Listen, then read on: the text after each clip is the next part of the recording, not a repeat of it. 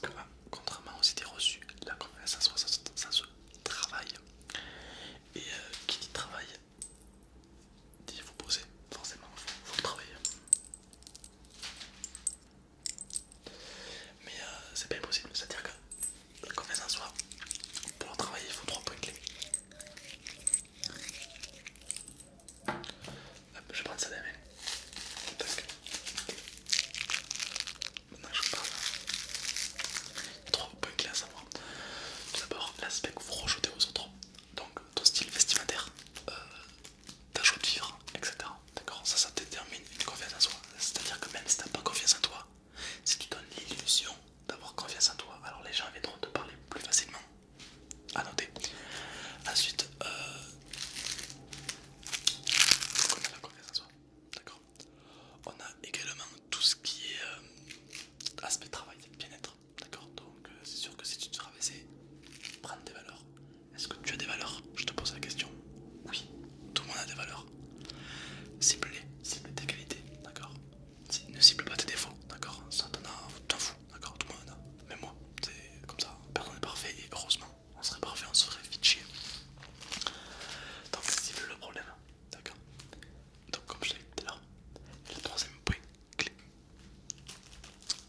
est un sourire intérieur. Sois toujours ouvert d'esprit, d'accord. Dis-toi que la vie est toujours pire.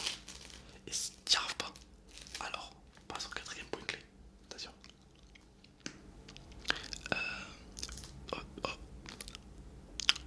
obtiens, enfin fixe-toi plutôt, fixe-toi des objectifs dans la vie, d'accord. Par exemple, si tu dois faire du canoë, là c'est rien du tout, eh ben fixe-toi du canoë régulièrement, ou de la muscu, ou autre, et ça va te développer une confiance en toi, parce que tu auras une certaine fierté à réussir. Si tu te dis, bon maintenant je fais 3 heures de sport par semaine, et bien à la fin de tes 3 heures, tu seras fier de toi, parce que tu auras accompli ton acte, et donc ça va augmenter ta confiance en soi, d'accord. Tout simplement. Ne baisse pas les bras, d'accord. Il faut jamais baisser les bras. Avoir un échec dans sa vie, c'est normal, d'accord. Des claques dans la gueule, tu vas prendre toute ta vie, des échecs, il y en aura, d'accord. Mais il faut savoir mieux tomber pour mieux se relever, d'accord. Les vrais perdants, comme dit Ace, les vrais perdants, c'est pas ceux qui perdent, c'est pas ceux qui sont dans l'échec, non. Les vrais perdants, c'est ceux qui abandonnent. C'est très important de le savoir, d'accord. C'est très très important de le savoir, d'accord. Et toi t'es pas un perdant, t'es pas un mec qui abandonne, t'es pas un mec qui baisse les bras, d'accord. Donc maintenant, ça ne dira à personne, fixe ton objectif, fonce, regagne ta confiance en toi et deviens maître de ta vie. C'est très important, d'accord. Pourquoi je fais cette vidéo un peu confiance en soi? Parce qu'il y a beaucoup de gens, malheureusement, qui sont pas très bien, qui me demandent dans les commentaires des vidéos de confiance en soi. Donc voilà, j'ai fait un petit truc pour vous. Mais la plupart sont déjà, c'est à cause de l'amour. Ah, l'amour c'est compliqué. Très compliqué, surtout quand t'es jeune. Quand t'es plus jeune, ça peut être compliqué. Quand t'es plus âgé, tu peux avoir des problèmes aussi. Bref, l'amour c'est toujours compliqué. Mais faut savoir que ce qui est bien avec l'amour, c'est que ça passe. C'est-à-dire que c'est comme une cicatrice. Imagine que ton conjoint te met un coup de couteau dans le dos. Ça fait mal un coup de couteau. Okay. Et tu crois que tu vas mourir, tu crois que c'est fini.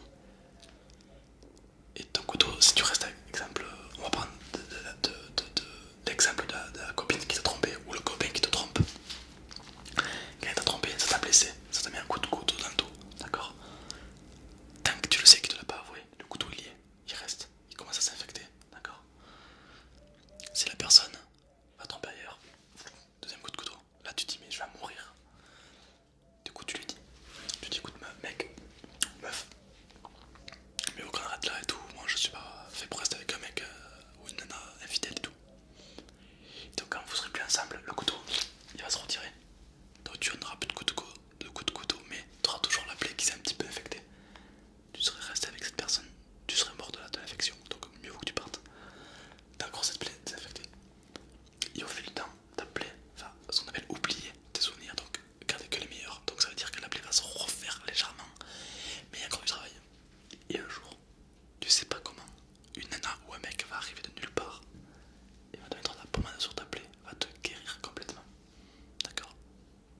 et cette personne-là sera certainement la bonne, d'accord? J'espère que cette image peut te faire comprendre pas mal de trucs, en tout cas j'espère vraiment. Ne sois pas défaitiste dans la vie, d'accord? C'est très important, sois toujours positif, prends toujours le meilleur moment. Quand tu restes avec une personne longtemps, ne dis pas ouais, c'est 3 ans perdus de ma vie, non, c'est 3 ans d'expérience gagnée, d'accord? C'est pas pareil, d'accord? Voilà. Donc voilà, j'espère que cette petite image t'a aidé un petit peu, t'a fait comprendre pas mal de trucs.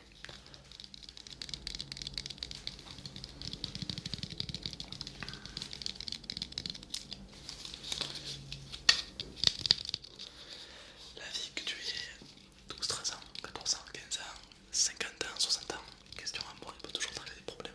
C'est comme ça, c'est con, mais c'est comme ça. Du coup, faut arriver à passer outre, d'accord? Il faut t'arriver à aller de l'avant, d'accord? Savoir donner ta confiance à une personne, au risque qu'elle la prise. Mais lorsque la confiance est brisée, alors tu peux faire tes bagages et partir. Parce que la confiance, c'est comme un vase très précieux. Tu le donnes à personne, tu le donnes à quelqu'un, en guise de récompense d'amour. Sur la personne, il fait attention, et du coup ça marche bien. Sur la personne la casse, et du coup elle va partir, parce que ça veut dire qu'elle va casser plein d'autres trucs.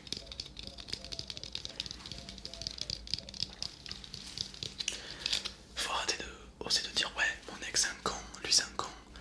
Non, ils sont pas forcément cons, c'est juste vous avez pas eu le même point de vue. Ça c'est très important, j'entends beaucoup de gens dire ouais lui c'est un con.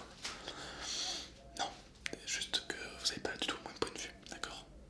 Pour lui, l'FTD ou autre, c'est plutôt courant pour lui, c'est plutôt quelque chose de normal, alors que vous avez plus de valeur, donc pour vous c'est pas normal. Voilà.